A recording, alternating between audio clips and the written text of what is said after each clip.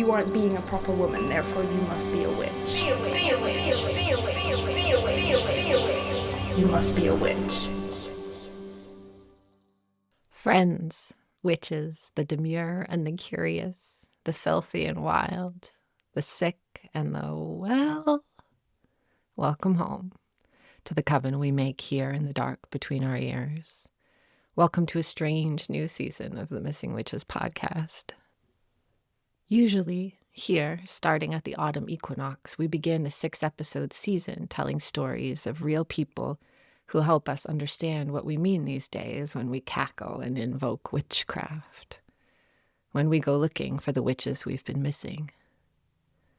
We typically spend the summer researching and writing these stories, but this summer I was diagnosed with cancer, and Amy had her land wash away in a flood, leaving a crumbling wound right at the edge of the home she and her husband had built with their bare hands. And we find ourselves on a precipice. We're here. We want to be here with you, and we come bearing stories, but we can't guarantee what shapes they'll take this year. They're still metastasizing.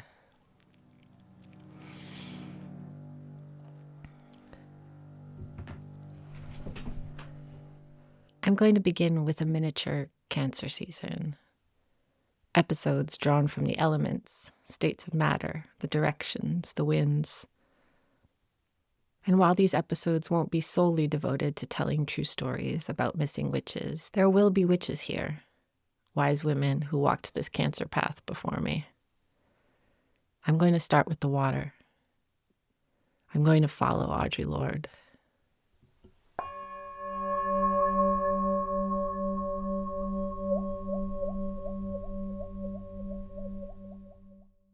On June 3rd, 2024, I went with my husband Mark to get the results from a biopsy of my left breast and a lymph node. The biopsy was way more painful than I'd been expecting and had left me with the loud stapler sound of the ultrasound-guided biopsy machine ringing in my ear, and blood splattered all down my side, but still, I wasn't expecting cancer.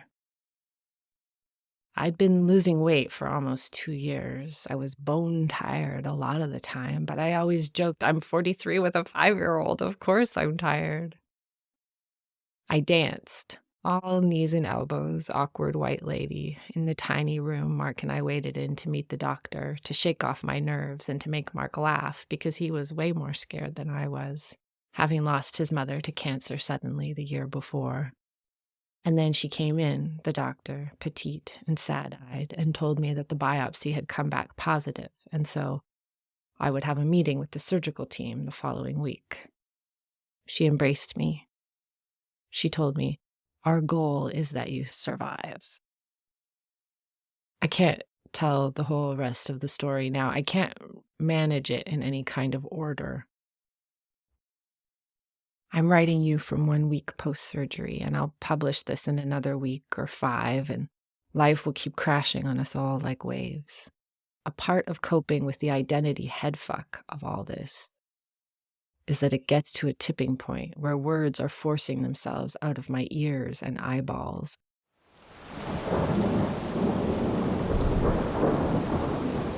Everything is water-shaped, and nothing here is linear.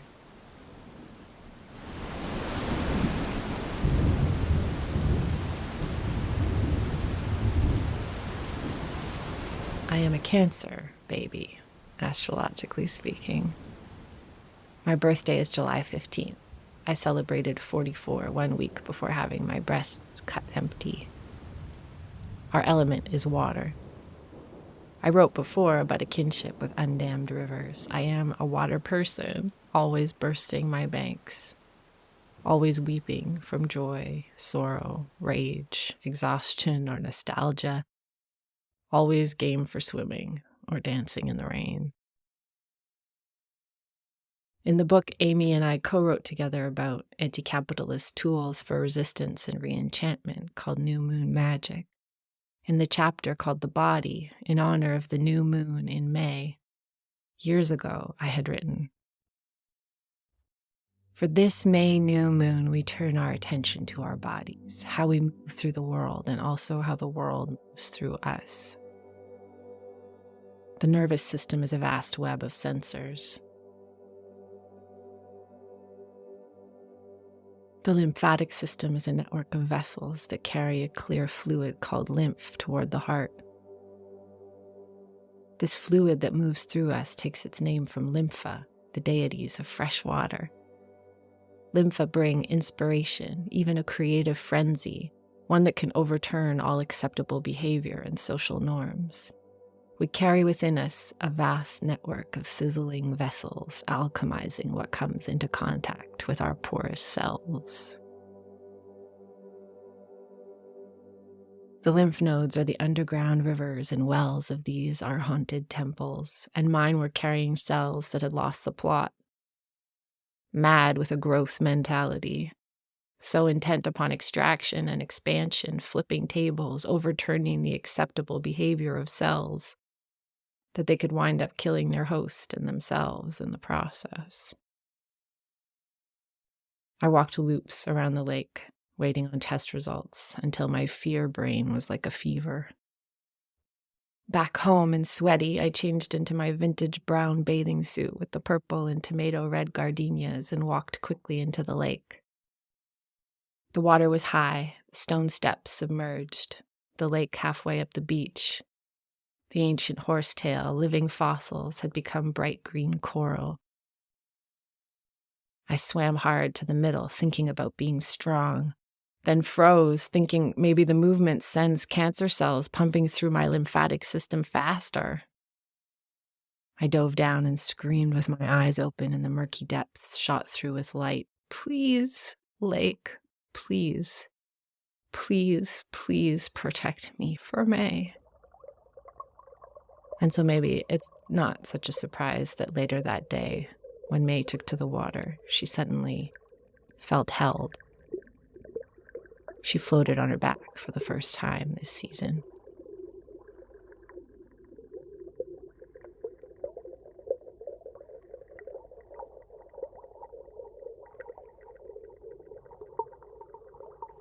Resting in the bowl of the lake.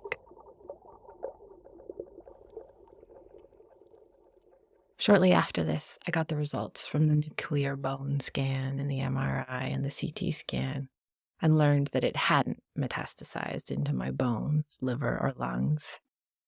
I would need a mastectomy and lymph node dissection and chemotherapy and radiation. But after that, my 5-year survival odds were over 70%. My friend Emily drove up with her daughter, Ivy, for a sleepover, and after Ivy asked us to come out and play for the 20th time because she said the wind was making her spooked. And there was a wildness to it, the way the wind can be so bodied in full summer, the trees thick with blowing leaves. I said, "Would you like to do a ritual with me?" And her eyes lit up, as kids always do, and she said, "Yes." Suddenly, Emily was out of her phone, too. We went outside, and I had May show them the heart-shaped clover that tastes like sweet mint, and how to recognize heal-all, and where to find lavender and wild strawberries. And we poured water into a beautiful stone bowl Mark had brought back from Japan, and set it in front of the stone circle where we make our fires. Then we went down to the lake together and washed our hands and faces, laughing at how warm the water felt in the cold wind. Then I let the girls pull treasures out of my black velvet Jinx Monsoon bag. A pink rose quartz ball which Ivy clutched to her chest. A felted ball made with layer after layer of color and cut open to reveal the secret labors underneath that May had made at her hippie school before summer vacation, which she claimed like a talisman from a long, long time ago. A heart which I had made with gentle witch artist Lorraine in a 5-hour ritual workshop where we took broken things, symbols of loss and betrayal or whatever needed tending, and wrapped and stitched and wrapped and twisted and stitched with beloved scraps of fabric, a shape like a heliacal heart, which Emily chose. And finally, a brooch of jewel red roses sent to me by my friend Kenneth, who travels the world with the most famous drag artists there are, who is the reason I have a black velvet bag from Jinx Monsoon, and who practices a deep and quiet backstage magic that lets him see right into the hearts of people like me and hand them a perfect treasure. That talisman was mine. It was with me at my wedding. I didn't wear it, but I keep it in my pocket so I can grip its metal edges when I'm afraid.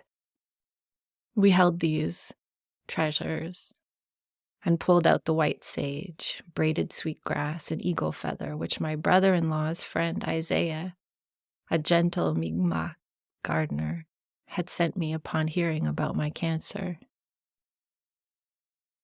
And I told this tiny coven, so fleetingly assembled, though the little girls had known each other since before they were born, their cells in each other's orbits since their mothers were teenagers, watching Kids in the Hall on repeat and laughing till we cried, singing REM's Night Swimming in a way that suggested one day we would know what it meant. I told them that Isaiah had said not to worry about doing it wrong. Anything done with love, our ancestors would receive with love. And I told them I didn't know what to sing, but singing was important, so I sang a song I'd learned in school maybe, or at church camp. It was an appropriation, certainly, but at its heart, true. And I felt Isaiah had known about this moment exactly.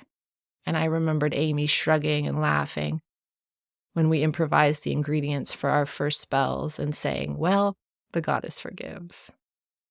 And we kept singing till the little girls got it, and we were all singing together. We lit the white sage for cleansing, which I don't use unless an Indigenous person like Isaiah has given it to me with permission. And when I do, my eyes fill with tears at being treated so kindly after so many generations of theft. We lit it with a Bic lighter, and May waved the feather around us and washed us. We put the sweet plants into the water with all our hopes. And then Emily lit the braid of sweetgrass, and we didn't know which end was right to light, and we felt all wrong again, but the goddess forgives.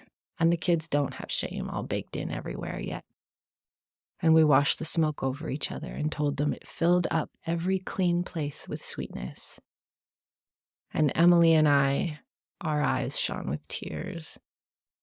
But then Ivy took a fistful of clover out of the bowl and shoved it in her mouth, and we all laughed and passed the bowl between us, sipping it and feeling light and green. And then Mark called us in for breakfast. I asked the girls to give the water back to the lake, but they forgot, and it sat out all night beneath the first quarter moon. In the morning, I found it covered in dew on the picnic table, and I brought it in and poured it through a metal sieve into a mason jar. I imagined it blessed by the growing moon and the growing kids, the fat summer, and I felt like it was calling out to my courage.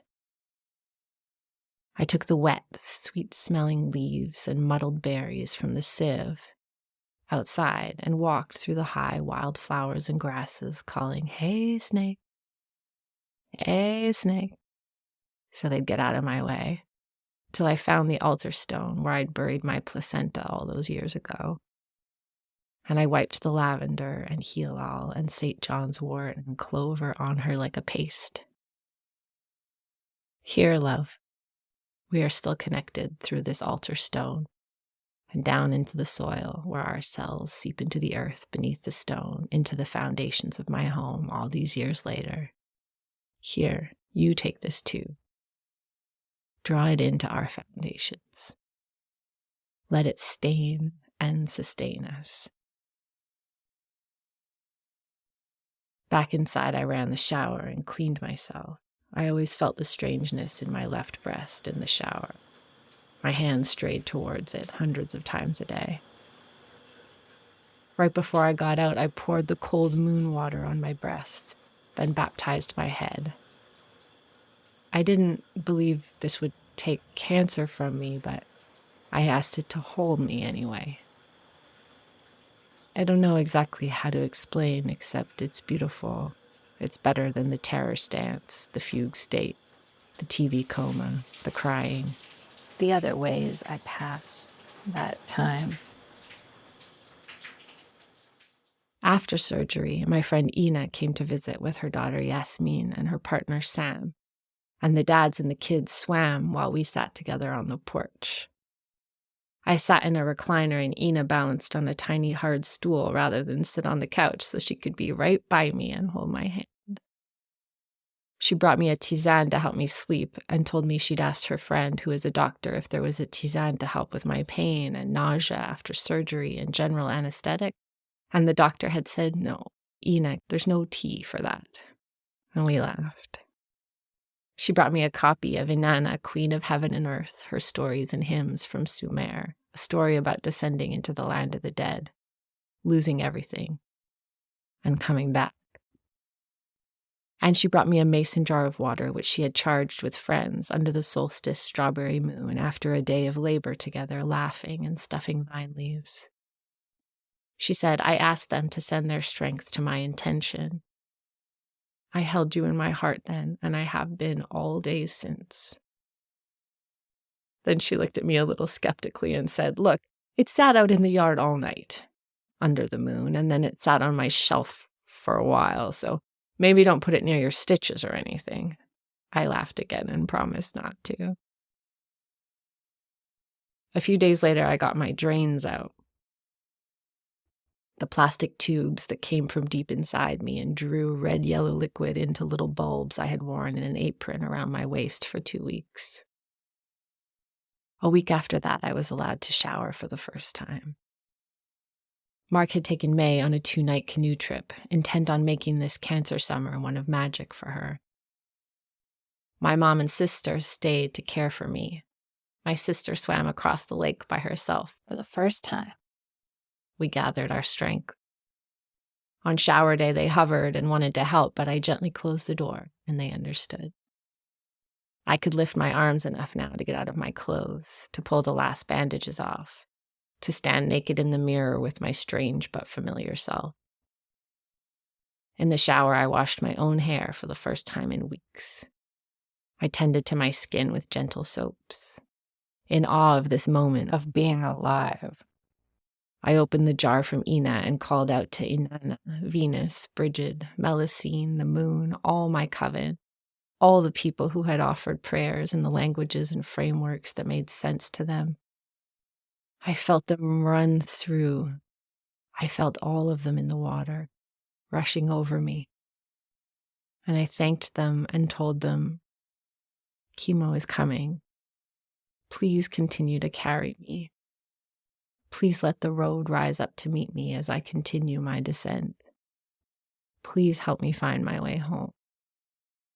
And I poured Ina's moon water on my feet.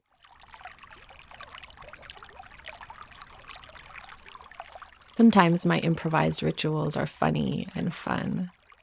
Sometimes they are a kind of performance or experiment. I do them laughing, wondering, playing, full of awe. In all ways, they've settled in and just become part of my sense-making in a nonsense world. I see them rising up before me, a possibility. I make sure I'm safe and then go to where I'm asked to be. I've just accepted it, and I won't keep relitigating it for the judgmental chorus in my head. This is how I've made up my dance with the world, or this is how it dances with me. I was tempted to say the spirit world, but that's not quite right. I don't feel like there's a secret hidden dimension of spirit that I can unlock or enter with the right gestures, or not exactly. It feels more like seeing the world as it really is. The all world. It's right here. The possibility of leaning into the wind and saying hello. Or anointing rocks in the garden. Or laughing and drinking leafy water with little kids is all as likely as anything else. As I wrote that sentence, a small, sturdy body, 5.5 and all confidence, went running past in her underwear with a pile of different swimsuits thrown over her shoulder like a purse, yelling, "Good morning." And that was a spell too. I found out my little sister was pregnant the day after I learned I had cancer. And she came up to visit for a week before my surgery. And we spent that week gently paddling around and floating in time together, while inside of us cells rapidly multiplied. At night, of course, sometimes the panic took me like drowning. And I held on to Mark like a life raft, whispering, "Get it out of me. Get it out of me. Get it out of me."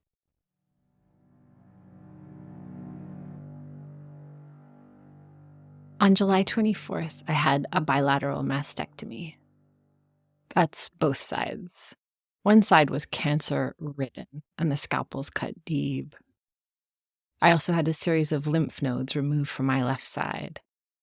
I had tissue expanders, thick, awkward, empty plastic bags placed under my skin, which would be slowly inflated with salt water over weeks, until after the cancer is fully and finally cut and gouged and poisoned and burnt out of me, some months in the future from now, I will return for another surgery, and the expanders will be replaced with gummy bear implants, silicone formed with crossed polymers, so that if burst or cut, all the silicone stays in place, like a gummy bear.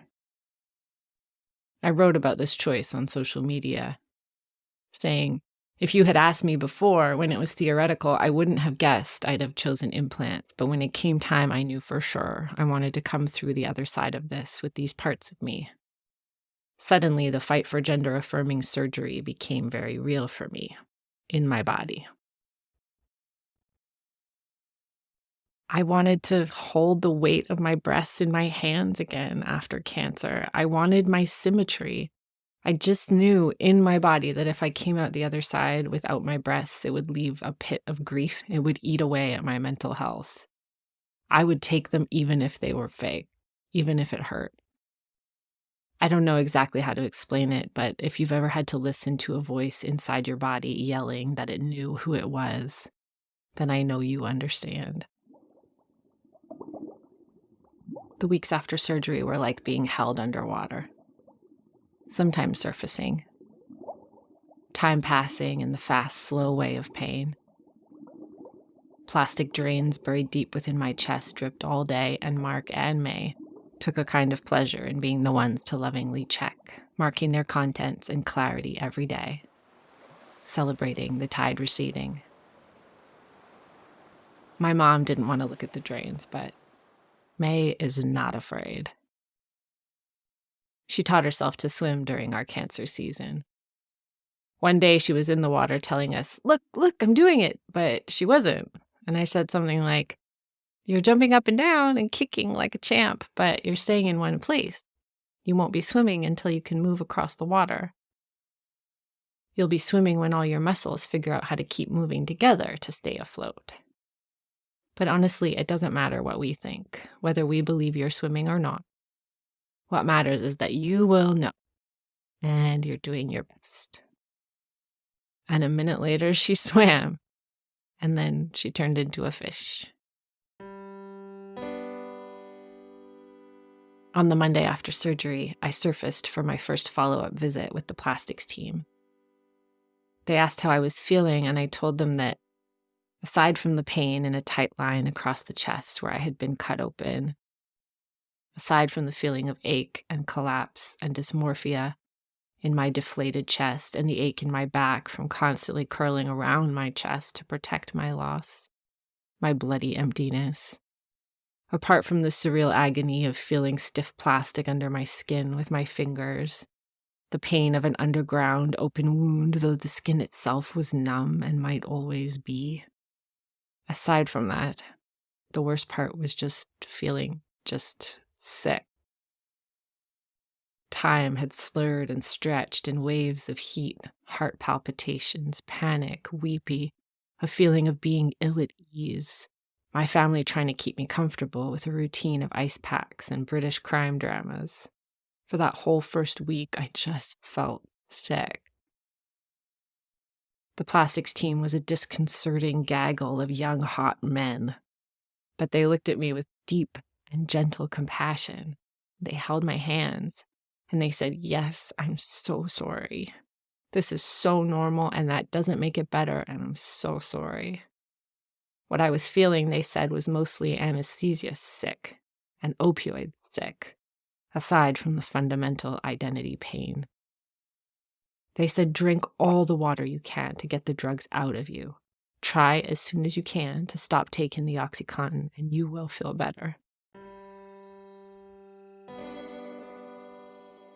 Then they said, "We're going to do the first filling of the expanders today.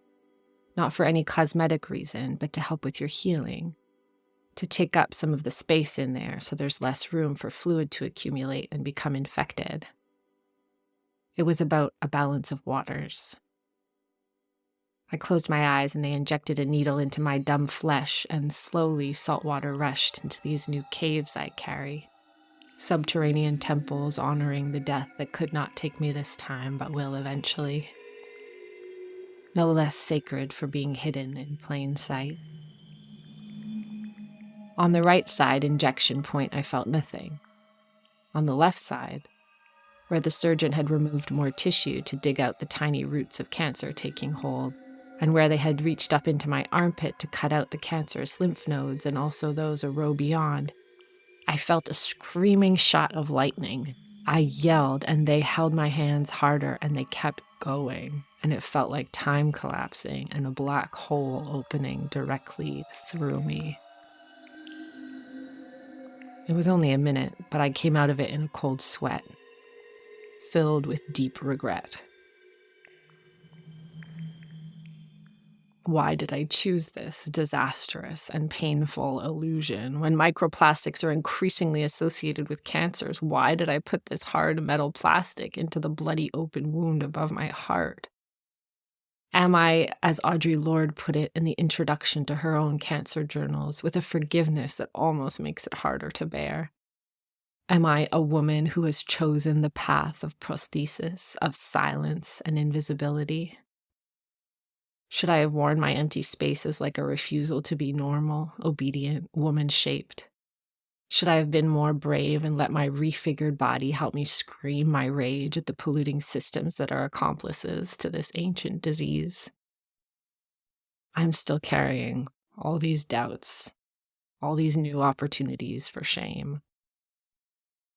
The surgery is not the only reason I moved like a caved-in person for all those early days.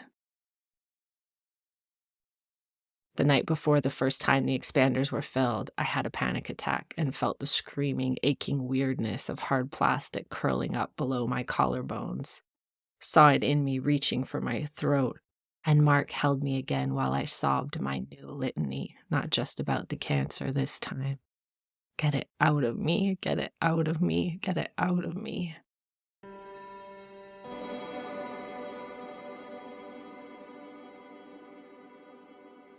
The next day,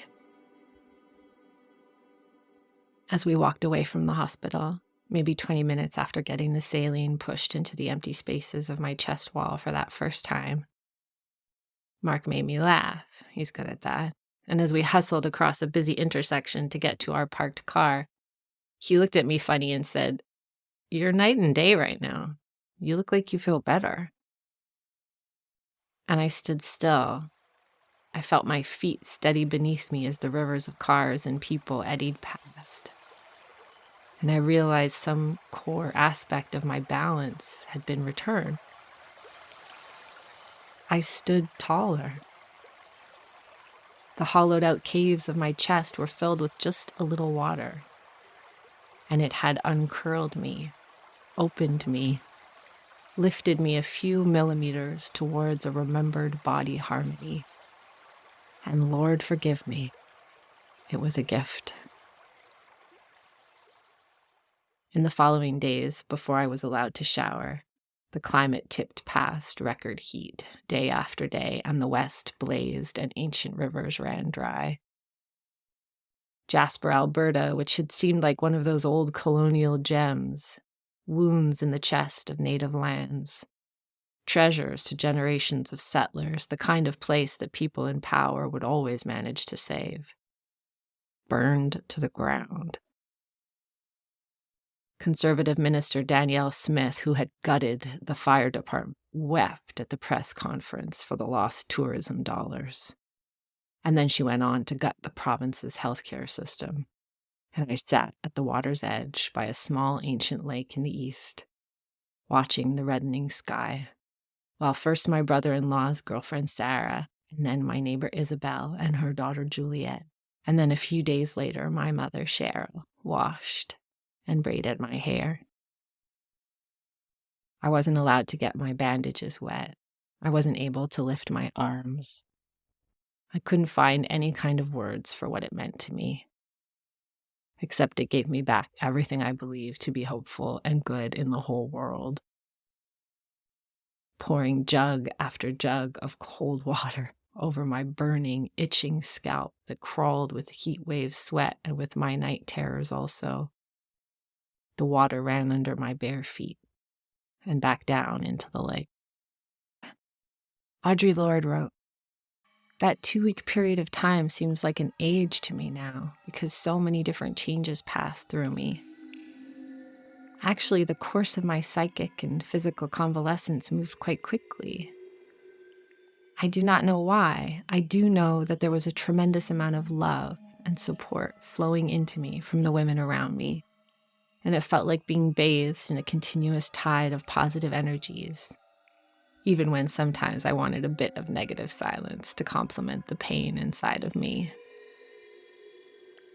But support will always have a special and vividly erotic set of image meanings for me now, one of which is floating upon a sea within a ring of women, like warm bubbles keeping me afloat upon the surface of that sea. I can feel the texture of inviting water just beneath their eyes and do not fear it. It is the sweet smell of their breath and laughter and voices calling my name that gives me volition, helps me remember I want to turn away from looking down. These images flow quickly, the tangible floods of energy rolling off these women toward me that I converted into power to heal myself. There is so much false spirituality around us these days, calling itself goddess worship or the way. It is false because too cheaply bought and little understood. But most of all because it does not lend, but rather saps that energy we need to do our work. So when an example of the real power of healing love comes along, such as this one, it is difficult to use the same words to talk about it." End quote. I see a ring of women like warm bubbles keeping me afloat. When I start to feel like I am drowning, I feel their hands in my hair. I feel the weight of water sitting above my heart, how it came washing over me and flooding into me, and I uncurled a little, stood taller, and my parts remembered something about myself, alive in the burning world. It's difficult to talk about it, but what matters is that you know, I whisper to May and to myself. The days will continue to crash on us relentlessly like waves, and we'll make choices and mistakes and do our best. And one day, your body parts will figure out how to all move together again. And on that day, you'll fly across the water. And one day, our parts will figure out how to all move together again. And on that day, we'll fly across the water. Blessed fucking be. You must be a witch.